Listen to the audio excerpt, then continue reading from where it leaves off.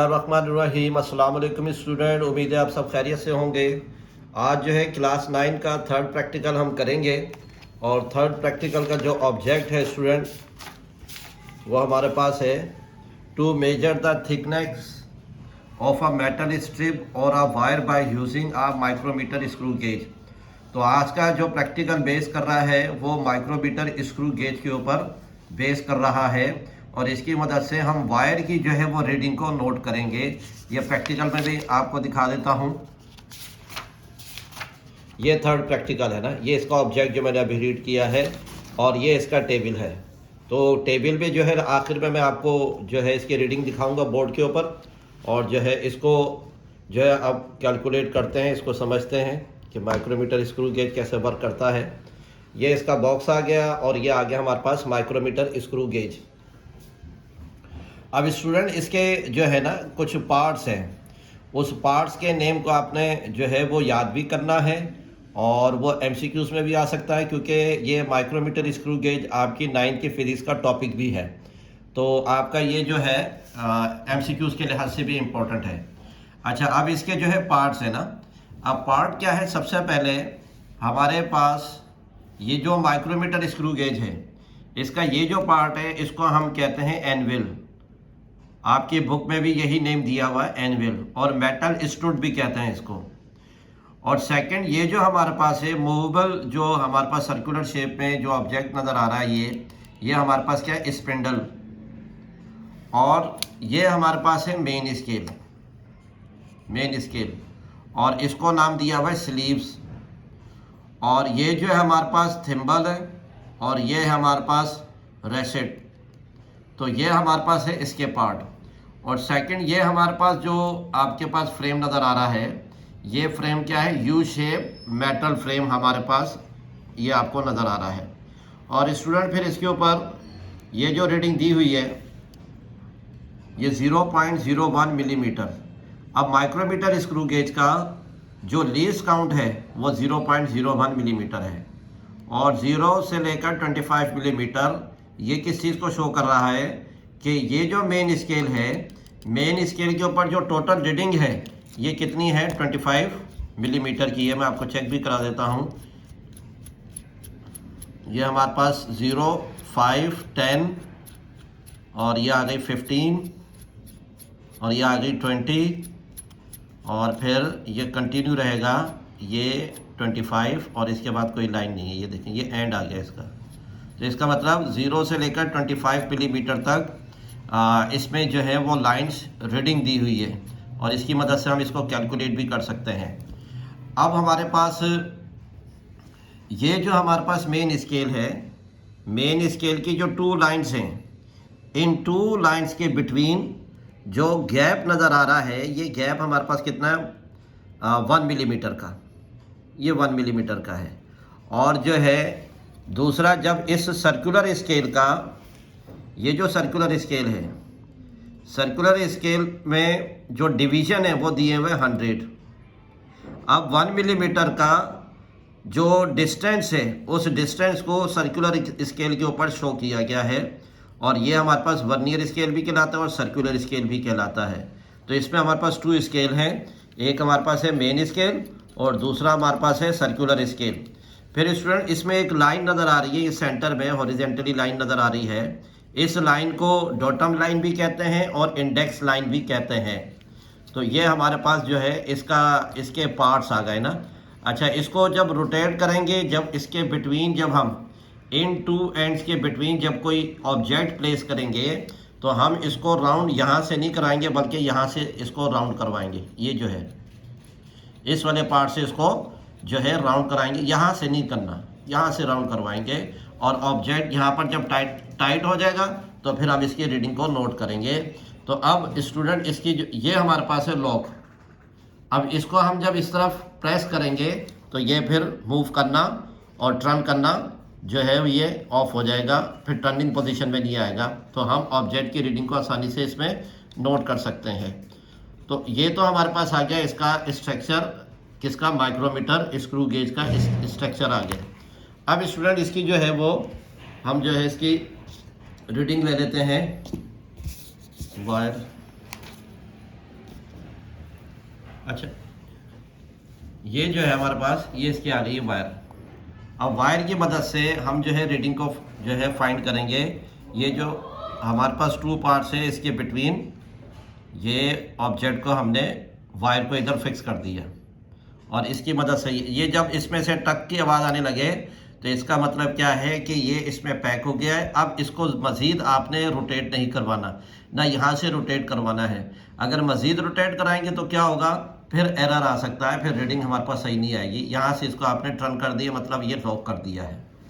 अब इसकी reading note करते हैं। ये रीडिंग अच्छी तरीके से आप देखें, क्योंकि मेन पार्ट है इसके अंदर। ये जो हमारे पास मेन स्केल की फर्स्ट लाइन नज़र आ रही है, ज़ीरो वाली लाइन, और उसके बाद एक और लाइन नज़र आ रही है, अगर आप गौर करें, और मेन स्केल की ऊपर वाली लाइन जो है, ये एक और लाइन नज़र आ रही है। ठीक है, तो ये हमारे पास जो है 1 मिलीमीटर जो है हमारे पास मेन स्केल की रीडिंग आ रही है। अच्छा स्टूडेंट, एक और चीज़ है, ऊपर वाली लाइन हमारे पास 1 मिलीमीटर की नज़र आ रही है। अब 1 के बाद नीचे कोई लाइन नज़र नहीं आ रही। 0 और 1 के बिटवीन जो नीचे लाइन है वो तो नज़र आ रही है, लेकिन जो 1 मिलीमीटर की जो लाइन है उसके बाद नीचे कोई लाइन नज़र नहीं आ रही। तो इसका मतलब क्या है कि मेन स्केल की जो रीडिंग है वो हमारे पास है 1 मिलीमीटर। अगर ऊपर वाली लाइन जो आखिरी जो भी नज़र आएगी उसके बाद नीचे भी लाइन कोई नज़र आती है तो फिर नीचे वाली लाइन को भी काउंट करेंगे। तो इसके लास्ट में हमारे पास नीचे कोई लाइन नज़र नहीं आ रही, तो ये टोटल जो रीडिंग आ जाएगी हमारे पास 1 मिलीमीटर की आएगी। और ये 1 मिलीमीटर जो रीडिंग आएगी ये कहाँ आएगी, मेन स्केल की रीडिंग बन जाएगी। फिर इसी दौरान हम क्या करेंगे, फिर रीडिंग लेंगे हम किसकी, ये जो सर्कुलर स्केल है। अब सर्कुलर स्केल की रीडिंग किस तरीके से लेंगे, ये जो डॉटम लाइन है जिसको इंडेक्स लाइन भी कहते हैं और हॉरिजेंटली लाइन भी है, ये जो लाइन है सर्कुलर स्केल की इस वाली लाइन से कोइंसाइड कर रही है, ये हॉरिजेंटली मैच कर रही है। तो सर्कुलर स्केल की जो भी लाइन डॉटम लाइन से मैच कर जाएगी, हॉरिजेंटली मैच कर जाएगी, तो सर्कुलर स्केल की उस लाइन को हम नोट करेंगे। तो ये आ गया 40 और ऊपर आ रहा 41।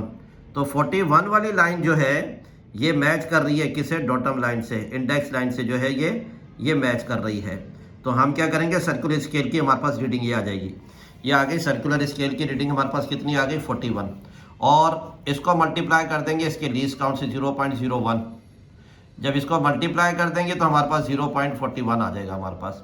तो इस तरीके से सर्कुलर स्केल और मेन स्केल की रीडिंग हम इस तरीके से फाइंड करते हैं। तो स्टूडेंट, इसका स्ट्रक्चर तो आपको समझ में आया होगा, इसकी रीडिंग लेने का तरीका आपको समझ में आया होगा। अब मैं वायर को हटाता हूँ, थोड़ा सा रफ आपको मैं एक मरतबा और आइडिया दे देता हूँ। अब मिसाल के तौर पर ये इधर कोई ऑब्जेक्ट हमने प्लेस किया हुआ है ना, और रीडिंग हमारे पास आ रही है, रीडिंग हमारे पास आ रही है ये 0, ऊपर लाइन काउंट करें 1 2 3 4, ये 1 2 3 लाइन्स नज़र आ रही है, और उसके बाद नीचे भी लाइन नज़र आ रही है। तो ऊपर जो रीडिंग है वो 3 है, और नीचे वो लाइन जो आ जाएगी 3 के बाद नीचे लाइन नज़र आ रही है, तो ये हो जाएगा 3.5। तो ये मैं आपको बताना चाह रहा था, अगर ऊपर वाली लाइन आखिरी लाइन नज़र आ रही है 3, लेकिन नीचे भी आखिरी लाइन कोई नज़र आ रही है, तो ऊपर 3 है नीचे 0.5 है, तो 3.5 बन जाएगी। तो नीचे वाली रीडिंग 0.5 के लिहाज से है, और ऊपर वाली रीडिंग 1 मिलीमीटर 1 मिलीमीटर 1 मिलीमीटर के लिहाज से आगे बढ़ती चली जाएगी। तो इस तरीके से रीडिंग को हम नोट करेंगे। अब चलते हैं स्टूडेंट बोर्ड की तरफ, वहाँ से आप इसको मज़ीद समझ लें। स्टूडेंट, अब बोर्ड की तरफ मैं आ गया हूँ। इससे पहले मैंने आपको सारा जो है माइक्रोमीटर स्क्रू गेज दिखाया भी था, और उसके पार्ट्स भी बताए थे, रीडिंग लेने का तरीका भी बता दिया था। और रीडिंग हमने 2 स्केल की मदद से ली है, मेन स्केल और सर्कुलर स्केल की मदद से हमने रीडिंग को नोट किया है। आपने इसको इस तरीके से अच्छे तरीके से समझना है कि अगर आप इस प्रैक्टिकल को कहीं परफॉर्म करवा रहे हैं तो इस वीडियो को अच्छी तरीके से देखेंगे तो आगे आप इस प्रैक्टिकल को समझ भी जाएंगे और परफॉर्म भी करवा देंगे। अब ये थर्ड प्रैक्टिकल का जो मैंने ऑब्जेक्ट रीड किया था वो हमारे पास ये लिखा हुआ है। अब रीडिंग जो हमने नोट की थी मेन स्केल की, वो आपको याद होगा। अब मेन स्केल रीडिंग इसको x से डिनोट किया हुआ है, और नंबर ऑफ ऑब्जर्वेशन कितनी है इसकी 3 है। तो फर्स्ट जो हमारे पास रीडिंग आई थी मेन स्केल की, डॉटम लाइन से ऊपर जितनी भी लाइन्स है वो 1 मिलीमीटर की है, और डॉटम लाइन और इंडेक्स वाली लाइन से नीचे जितनी भी जो लाइन्स है वो 0.5 मिलीमीटर की है। तो तो ये हमारे पास है 1 मिलीमीटर, ये डॉटम लाइन से ऊपर वाली जो रीडिंग आ जाएगी। फिर उसी दौरान हमने कहा वैल्यू चेक करनी है सर्कुलर स्केल पर। अब सर्कुलर स्केल की कोई सी भी लाइन वो इंडेक्स लाइन और डॉटम लाइन से हॉरिजेंटली मैच करेगी। तो सर्कुलर स्केल की कोई भी लाइन जब डॉटम लाइन से इंडेक्स लाइन से मैच करेगी तो सर्कुलर स्केल की उस रीडिंग को, उस लाइन को हम नोट कर लेंगे और वो हमारे पास कितना आ रहा है 41। फिर नेक्स्ट हमारे पास इधर क्या लिखा है, ये फार्मूला है y की वैल्यू हमने फाइंड की है सर्कुलर स्केल की, तो ये आ गई 41 और ये लीस्ट काउंट है हमारे पास। इन दोनों को मल्टीप्लाई किया तो 0.41 आ गया। फिर स्टूडेंट हमारे पास है इधर x plus Z equal to D, ये x की वैल्यू, x हमारे पास ये फर्स्ट वैल्यू x की है और प्लस z की वैल्यू हमारे पास 0.41 है। इन दोनों वैल्यू को प्लस के साथ लिखा है, ऐड किया तो 1.41 आ जाएगा। तो इसी तरीके से जो वायर है उसकी हमने 3 डिफरेंट पोजीशन से रीडिंग को नोट करना है। तो ये 3 डिफरेंट पोजीशन से हमारे पास जो है वायर की रीडिंग आ गई है। फिर इसकी जो है कैलकुलेशन आगे जो दी हुई है, मीन डायमीटर ऑफ वायर और थिकनेस ऑफ वायर। तो अब हमने क्या किया है डी, तो फाइनल वैल्यू जो हमारे पास है डी की 3 वैल्यू से 1.41, 1.41, 1.9, इन 3 वैल्यूज को प्लस किया है, डिवाइड कर दिया 3 से और प्लस करने के बाद जो हमारे पास आंसर आया 4.72 डिवाइडेड बाय 3। फिर इन दोनों पर डिवाइड करेंगे 1.57। अब ये जो हमारे पास है ये डायमीटर आया है, ये किसके लिहाज से आया हमारे पास, वायर के लिहाज से है। तो उम्मीद है स्टूडेंट ये आज का एक्सपेरिमेंट आपको समझ में आया होगा। अस्सलाम वालेकुम।